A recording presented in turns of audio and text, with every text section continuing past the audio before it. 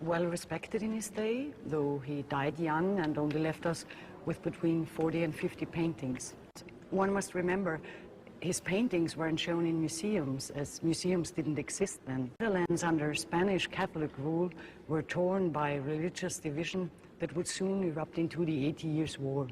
With the Reformation, famously claimed he would rather sacrifice 100,000 in Flanders, Duke of Alba, to crush the spreading rebellion.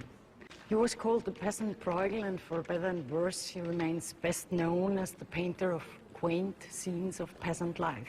The peasant wedding, without losing any of the natural disorder of a country banquet, over to the crowded entranceway, blocked with guests and jealous onlookers, the plump and healthy bride, whose expression tells me she's keeping something to herself. In any case, these scenes are less quaint and more radical. Truthful depictions of peasant life were hardly common in the day, and Bruegel's, in their honest detail, can practically be considered documentary. They are not sentimental, nor do they judge. Imagine a time where such a thing as a landscape painting had never really existed in the West. Bruegel is credited with being one of the first to give landscape in and of itself its due. Children's games and the Tower of Babel. Symbolic to me.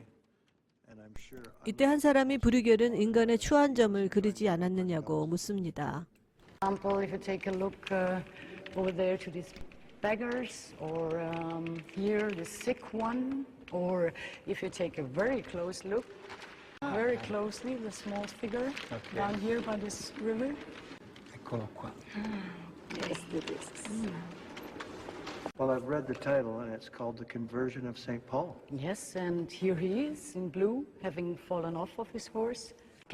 I might argue that the center of the picture is the fine tree, sheltering this little boy in a helmet. And yet, he's as important as all of the army or St. Paul himself. Once again and again with Bruegel.